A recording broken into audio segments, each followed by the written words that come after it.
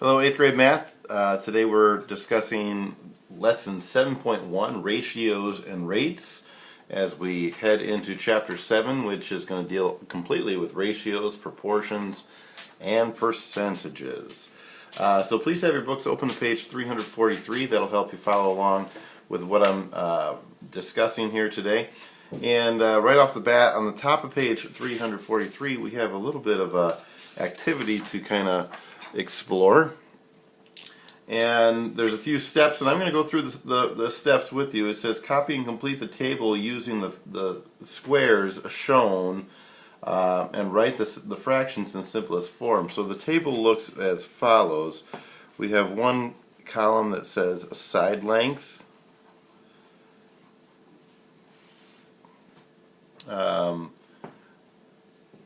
Actually, I guess these are rows. I apologize. One row that says perimeter.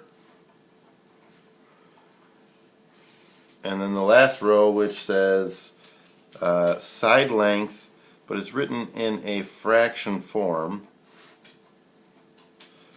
over perimeter. So in other words, I'm going to take the two measurements that I have and make them into a ratio. And it's a little crude, but this is the table that they have on page 343. And then besides that, they also have a few squares. And the first square listed has a side length of 2. And I know that they are all squares because they're all tick marked like that. I know that they have right angles because they are marked with the right angle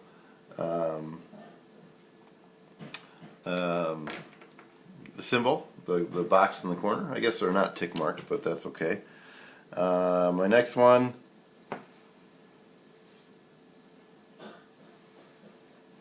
has a side length of 4, again marked with the 90-degree angle box in the corners.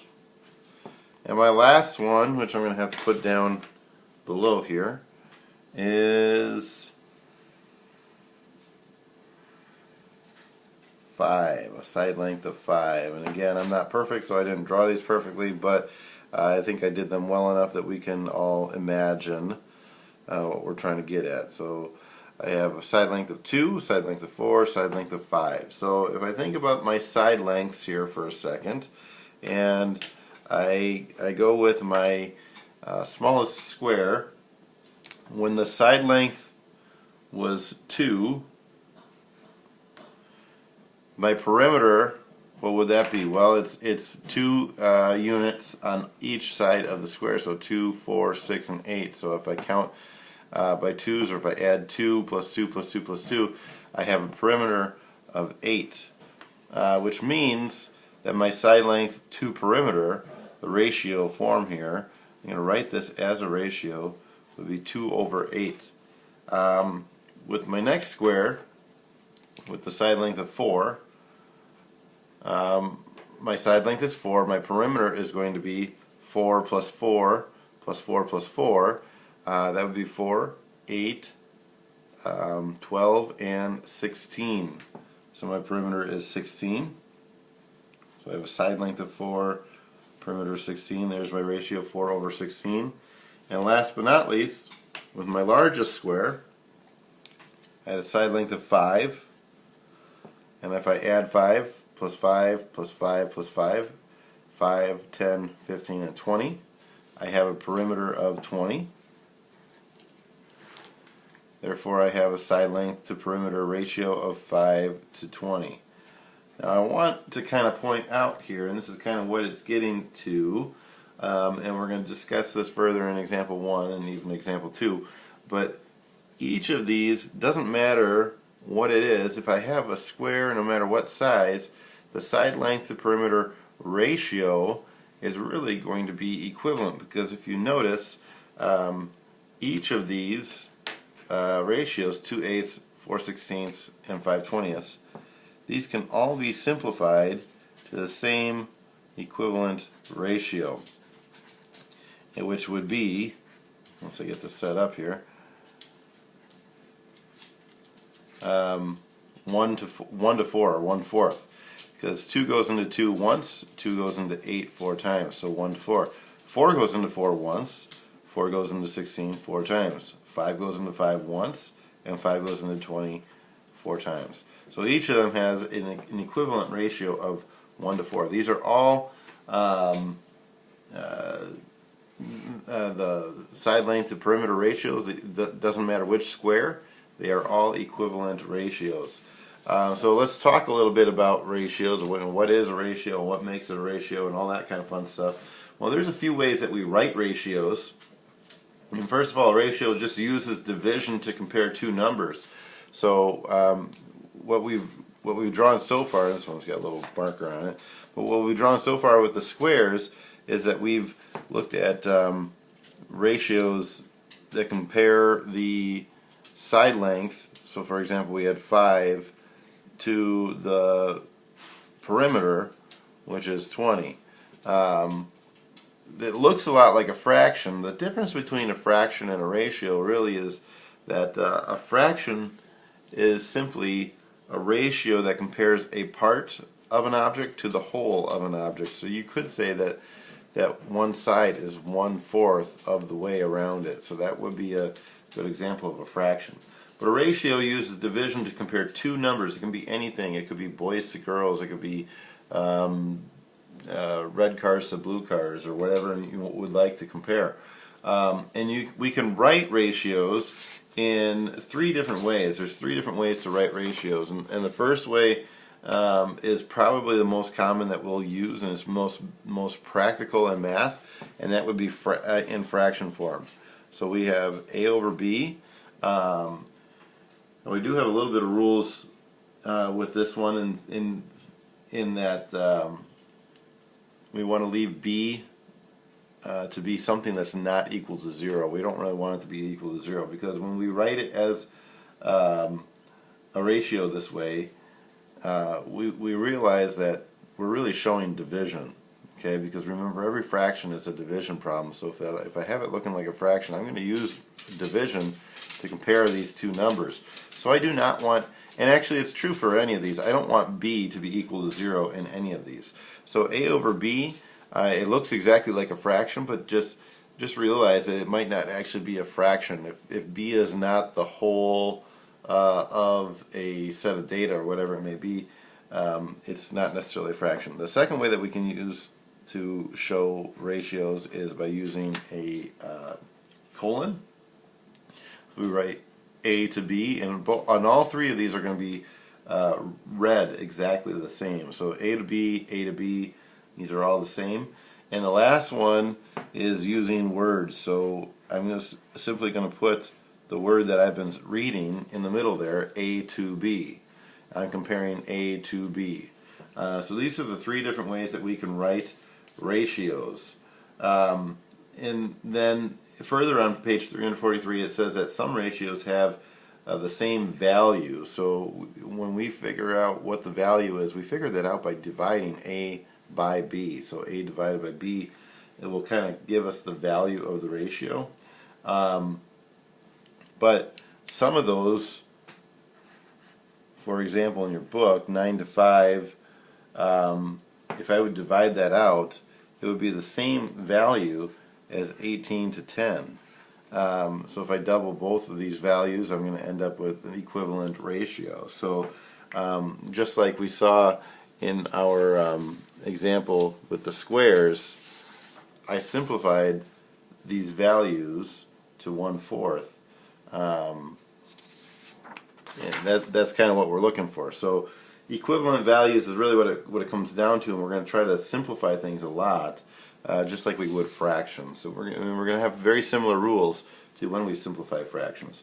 So let's take a look at example 1 where we do that. It says a ski resort has 15 easy, 25 intermediate, 7 difficult, and 11 expert-only trails. We're going to write a ratio, the ratio of intermediate trails to easy trails, in 3 different ways.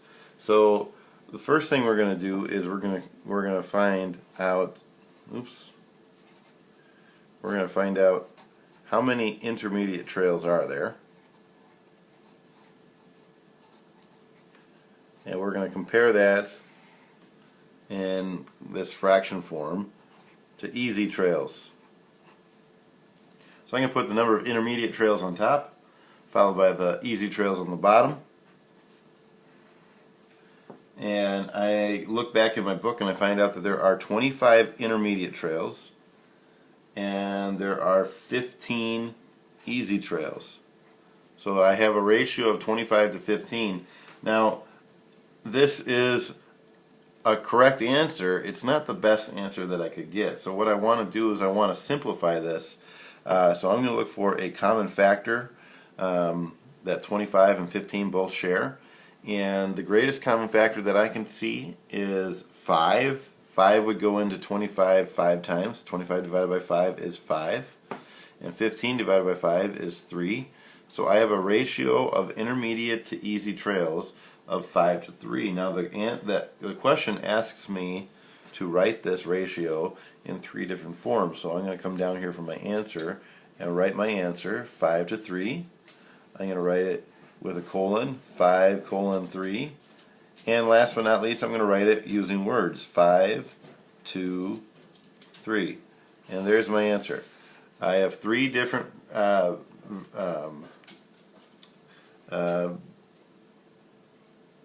what's the word I'm looking for? I'm sorry, I'm kind of blanking here. Ways that I'm writing, 3 different forms in which I'm writing the same ratio, 5 to 3. Moving on to the following page, on page 344, we're introduced to the word rate. And a rate is simply a ratio of 2 quantities that have different units. So for example, the most common example, let me just write this here, a ratio comparing measurements, or quantities is what your book says, measurements of 2 different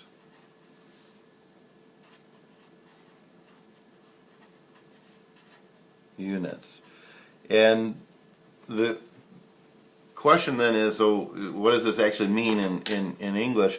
Well, we are used to rates more than we realize, but we don't really necessarily know where to look for them. So for example, I think the most common example of a rate that we are all very familiar with, we see it every day and we maybe don't even recognize it, would be on the side of the road. On our way to school, we all see a sign that says speed limit 35 or 45 or whatever the speed limit may be. And this is an example of a rate because this 35, now it doesn't actually say it on the sign, but we all understand that this 35 is referring to 35 miles per 1 hour. That is the fastest rate in which you can travel on that stretch of road. 35 miles in 1 hour. That's your speed limit. Another example that we see very frequently is again on the side of the road. At a gas station, you might see a gas station sign that says, depending on what it is, I'm not sure what it is today, but it might say $2.55. And we all understand that this is saying that we're going to have to spend $2.55, or in other words, $2.55. That's my unit, is dollars in this one. And what I'm going to get out of that is 1 gallon. Now both of these in this example are going to show up again in example 3 where we were talking about unit rates, and we'll talk about why these are unit rates a little bit later. But what I want you to take away from this right now is I want you to notice that both of these are comparing one unit of measure to a different unit of measure. and therefore these are considered rates. I'm going to put this off to the side here. I'm going to come back to that page in just a moment. But right now I want you to look at example 2, and it says that lightning strikes about 100 times per second around the world. And I'm asked about how many times does lightning strike per minute around the world. So let's take a look here. If we know that lightning strikes 100 times, your book uses the unit times for that one, which I think is kind of an interesting unit. It might say lightning strikes. You could put lightning strikes or lightning flashes, whatever you want to say up there. But we're going to say 100 times because that's what your book says. I think that's kind of a weak rate, but that's okay. And we're saying that it happens 100 times every 1 second. I'm then asked, how many times does it happen in 60 seconds? So how I'm going to figure this out is I am going to multiply 100 times per second times a number for 1, but I want to have seconds on top. And the reason why I want seconds on top is because I don't want it to end in seconds anymore. I want it to end in minutes. Therefore, I'm going to put minutes on the bottom. And if I put seconds on top, I can cancel these guys out in a second. So what I want to do is I want to write a number for 1 that equals, or that uses seconds and minutes. In other words, 60 seconds divided by 1 minute. These two measurements, even though they're different units, even though they're different numbers, this is the same thing divided by the same thing. In other words, this is 1. And now what I'm going to do is I'm going to go back and I'm going to do my multiplication here, and I'm going to say, well, seconds are going to cancel out, and that leaves me with, I'm going to do the bottom first because that's easier. 1 times 1 minute is 1 minute, which is what I'm looking for. I'm being asked in the question about how many times does lightning strike per minute. So now I've got this set up so that I'm going to have a per minute answer. Up on the top, my unit, the only unit that is left up top, because seconds got canceled out, times is times, or in other words, lightning strikes, remember. And then I'm going to multiply my numbers together. 100 times 60, well, 1 times 6 is 6. And I've got 1, 2, 3 zeros to tack on. So if lightning strikes 100 times per second, it strikes 6,000 times per minute. And there's my answer, 6,000 times per 1 minute. And that's all there is to it. We could do a couple other examples like this. And you know what, I think I am going to do an example, one more example like that. Perhaps I'm gonna pick number 4 on the very bottom of page 344, and that's asking me to write it as a unit rate, which we haven't really quite gotten to yet. Actually, you know what? I'm going to change that. I apologize. So here's what I'll do. I'm going to use basketball as an example, and I'm going to give a hypothetical scenario in which the basketball team scored 18 points in the first quarter of basketball. At the end of the first quarter, the coach is sitting on the bench, and the coach is just trying to do some projections in his head and kind of make a prediction about what the final score is going to be. And he's saying, well, if we did 18 points in 1 quarter, there are 4 quarters.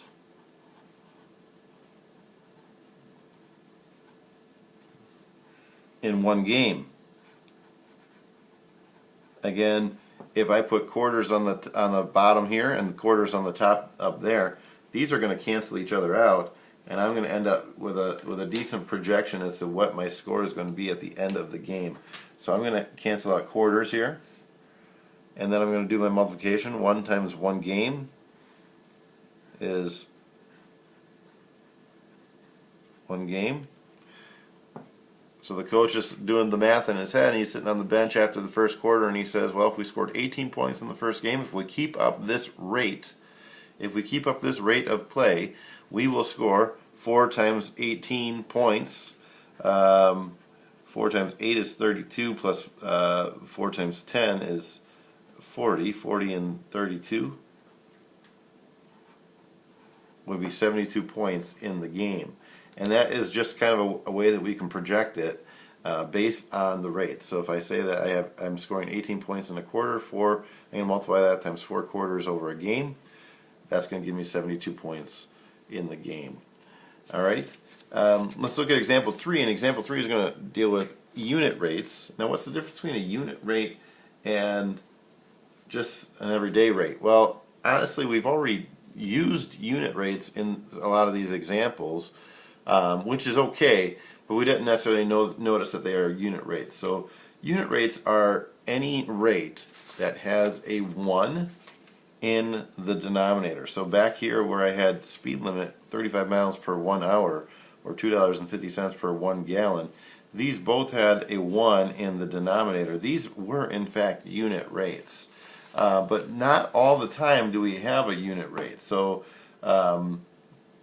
for example, I'm going to skip example 3 and actually use the example, or the number 4 on the bottom of page 343 under the guided practice, where I'm stated that I have 114 points over 6 games. So this might be a basketball player's like season total so far or something. Maybe they've scored 114 points in the whole season. The whole season we've only played 6 games so far. So now this basketball player might be wanting to try to figure out about how many points per game is that. And that's what we're trying to do here. So I'm going to write this as a unit rate. And here's how I'm going to do this. What I'm going to do is I'm going to simply figure out, and I could do this a couple different ways, but I'm gonna figure out a common factor that 114 and 6 share. So the common factor that I'm noticing is 6. I know that 6 is going to go into both of these because 6 divided by 6 is obviously going to work. But then the other one up here, if I think back to my divisibility rules, 1 plus 1 is 2, 2 plus 4 is 6. That's also going to be divisible by 6 because the sum of it is divisible by 6. Actually, excuse me, the sum of it is divisible by 3, and it's an even number, therefore it is also going to be divisible by 6. So, therefore, let's go ahead and take a look at this real quick. And if I would divide 114 by 6 and 6 by 6, well, let's start with the bottom because that's a little bit easier. 6 games divided by 6 is going to be 1 game. And then 114 divided by 6, I'm going to have to do a little bit of math in my head here or punch it in my calculator. I don't have my calculator handy, which is okay. 114 divided by 6, let's see here, it'll go in there once, and there'd be 5 left over, 19 times.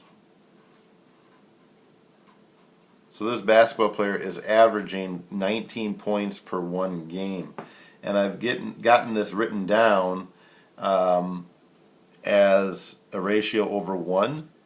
And then I'm going to go a little bit further even and say that 19 points, I'm actually going to write it out using the word per game. That's my unit rate. 19 points per game. I'll do another one of those examples. So for example, number 5 on the bottom of the page there, it says 365 people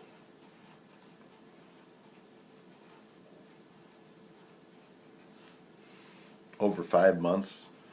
I'm going to write this as a unit rate. I don't know what this scenario is referring to, but perhaps it's my goodness, I'm not even sure. Maybe it's a doctor and he sees 365 different patients within 5 months' time. He's trying to figure out how many patients does he see every month or so. I'm not sure. But what I'm going to do, either way, whatever the example is, whatever the scenario is telling us, we're going to do it the same way. I'm going to look for a common factor between 5 and 365, and it's easy to find the common factor in this one. It's going to be 5. That's the only thing that goes into 5, except for 1. Dividing by 1 in this situation to find a unit rate is not going to help, because it's not going to make either of the numbers smaller. I need to make sure that this number down here is 1. So in actuality, I'm saying a lot of this, and I'm finding common factors, yes, but in actuality what I want to do is eventually I want to end up dividing by whatever this number is down here, because that's going to make it 1 no matter what. So if I divide 5 by 5, I'm going to end up with 1 month.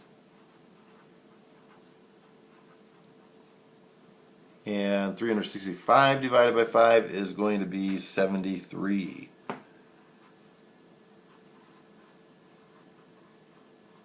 So my unit rate here is 73 people per month. And I'm going to do just one more here, just to kind of get you the feel for that. And I realized I was kind of saying that a little bit more confusing here until I was in the middle of that problem. So I'm going to do my last problem, my last example here, so pay attention. Number 6 on the bottom of the page, 329 miles over 10 gallons. So in other words, what this is telling me is that I might be driving in my car. I went 329 miles. I used 10 gallons of gas. I want to figure out what the unit rate of this is. This is a very common unit rate to find. People always want to know what their gas mileage is, and that's literally what this is referring to. So no matter what is up here, I'm going to divide by 10. And the reason why I'm dividing by 10 is because I want this ratio to be over 1 gallon. So that's what I'm trying to do here, is I'm trying to find 1 gallon. How many miles did I travel in 1 gallon? So up on the top, I'm dividing by 10, which means I'm going to just move the decimal point over 1 spot, and my answer is going to be 32.9 miles per gallon. So this car got 32.9 miles per gallon of gas. Not too bad. Better than my car. There you have it. I'm going to leave you right there. But before I leave you, I'm going to give you a problem set of homework to do. I want you to do numbers 3 through 26 and 43 through 44 on page 345. Thank you very much.